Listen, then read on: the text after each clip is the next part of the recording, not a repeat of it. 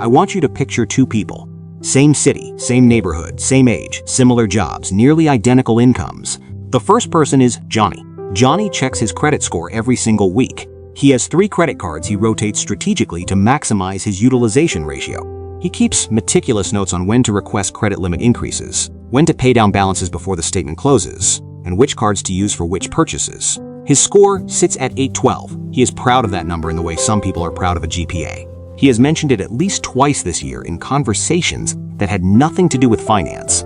Johnny's savings account has $900 in it.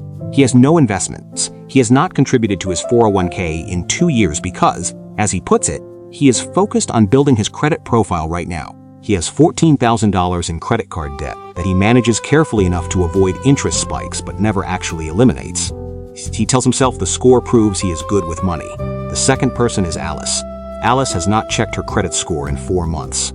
She set up autopay on her bills 2 years ago and mostly forgot about it. Her score sits at 724. She has never obsessed over a single point. Alice has $22,000 in a high-yield savings account.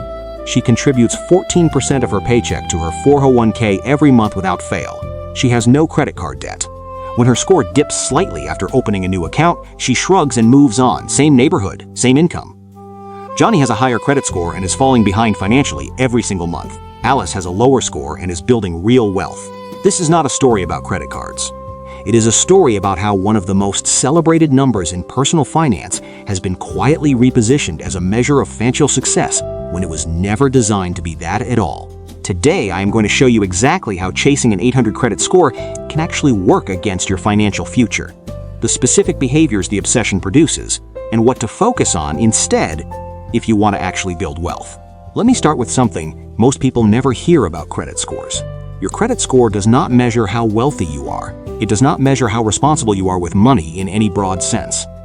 It measures one very specific thing: how reliably you manage debt. That is it. A credit score is a debt management score. It was created by lenders to help them decide how likely you are to repay borrowed money. It tells them nothing about your savings rate, your net worth, your investment portfolio, or your ability to retire comfortably. It tells them everything about your history with borrowing. This distinction matters enormously, because when you optimize your entire financial behavior around a debt management score, you end up optimizing for debt management. And debt management is not the same thing as wealth building. Here is what the data actually shows. According to FICO's own research, the national average credit score in the United States is 715 as of 2025. About 23% of Americans have a score of 800 or above, according to Experian data. That sounds impressive until you look at who those people actually are. More than half of all Americans with scores above 800 are over the age of 60. The score is high not because they have been aggressively optimizing it. It is high because they have had decades of consistent payment history. Time builds credit scores. Obsession speeds up a process that was always going to happen anyway, while often causing financial damage in other areas. Here is something even more important. According to mortgage industry data, a score of 740 is where the best interest rates begin. Lenders do not give meaningfully better rates to borrowers at 800 than they give to borrowers at 740. The mortgage rates available at 740 and at 820 are essentially identical. You can confirm this yourself using FICO's own loan calculator. The practical financial benefit of pushing from 740 to 800 is close to zero in terms of actual money saved. The obsession with crossing into the 800 club is costing people real money and real wealth building time in exchange for a number that unlocks nothing new. Let me walk you through 5 specific ways that chasing 800 actively hurts your finances. The first way is the utilization trap. One of the biggest factors in your credit score is credit utilization, meaning how much of your available credit you are using. The conventional advice says keep it under 30% and ideally under 10% to maximize your score. Sounds reasonable.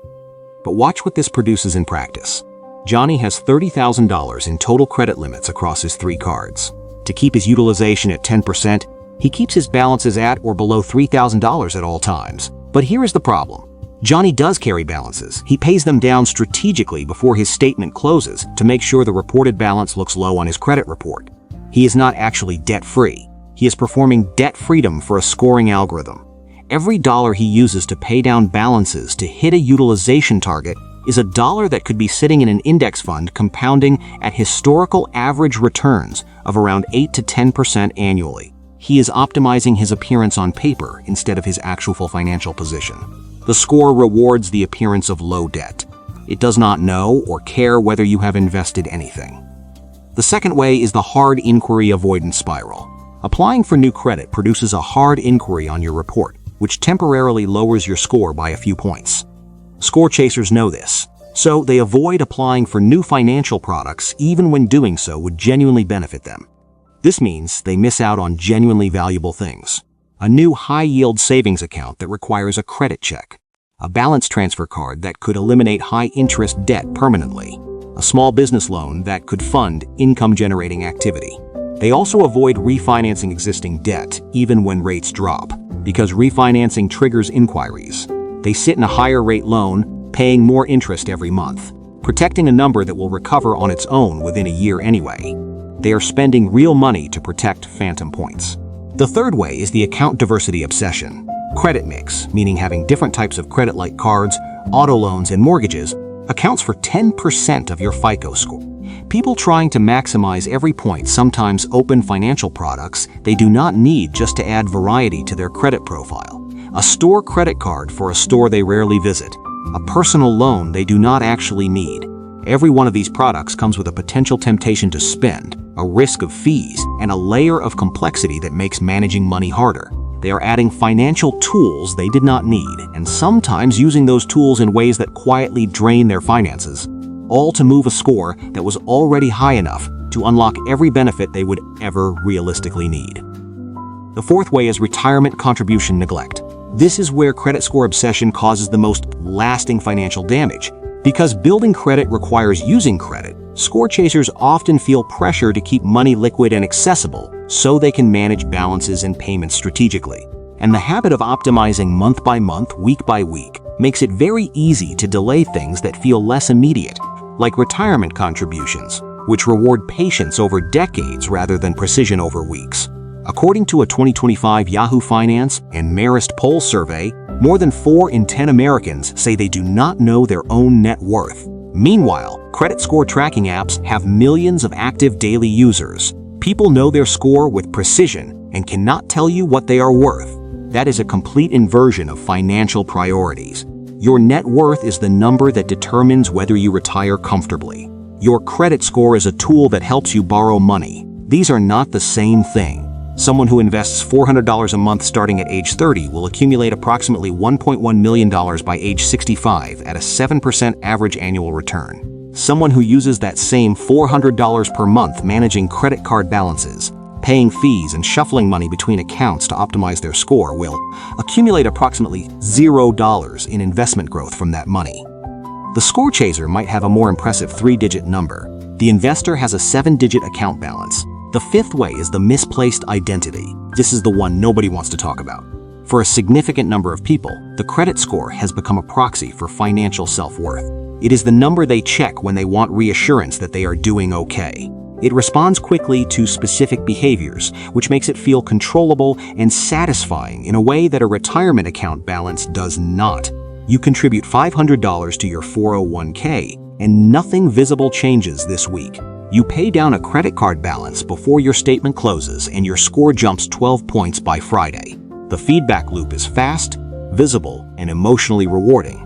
But that emotional reward is pointing your behavior in the wrong direction. You are optimizing for a feeling of financial competence rather than for actual financial outcomes.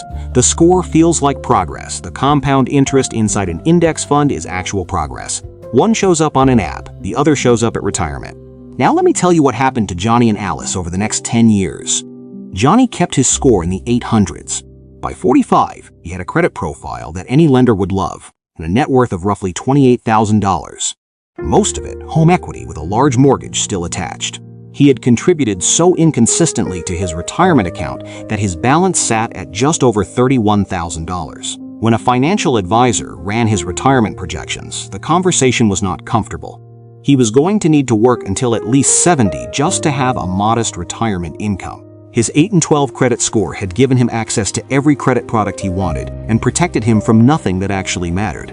Alice had a 724 credit score at 35, By 45, she had a net worth approaching $180,000. Her retirement account had grown to $127,000 through consistent contributions and compounding. She had no credit card debt. When she finally decided to refinance her home to take advantage of a lower rate, her score at that point had naturally climbed to 758 through nothing more than years of on-time autopay payments and aging accounts. She qualified for the best available rate with zero effort spent obsessing over the score. Here is the part that should reframe everything you think you know about credit scores. The behaviors that genuinely build credit over time are the same behaviors that come naturally to people who are focused on building wealth. Pay your bills on time. Do not carry high balances. Do not take in debt you cannot afford. Keep your oldest accounts open. These are not complicated credit optimization strategies. They are just basic financial responsibility. And if you live insanely responsibly, your credit score will be fine. Not perfect, fine. And fine is all you need. According to industry experts, including the National Consumer Law Center, once your score crosses approximately 720 to 740, you have unlocked virtually every meaningful financial benefit a credit score provides. Best mortgage rates, best auto loan rates, best credit card offers. The difference between a 740 and an 820 is not more access. It is bragging rights. Do not compound. So here is what I want you to take away from this. Stop using your credit score as a measure of how well you are doing financially. It was never designed for that purpose. Lenders created it to protect themselves, not to measure your financial health. Use it as what it actually is, a tool you maintain at a reasonable level so that when you actually need to borrow money, you can do so affordably. Then redirect every hour, every dollar, and every mental watt you are spending on score optimization toward the metrics that actually determine your financial future. Know your net worth. Know your savings rate. Know what you are investing every month and what that will grow to by the time you want to stop working. Those are the numbers that matter. Those are the numbers that will be waiting for you when you are 65 and deciding whether you have freedom or whether you have to keep showing up. Jonny still checks his credit score every Friday. His 812 does not know it is supposed to make him rich. Alice last checked hers 2 months ago. Her index funds are up 9.3% this year, and she did not need to do a single thing to make that happen. The score is a tool. Treat it like one, because the people who turn it into a goal end up with a beautiful number and very little else.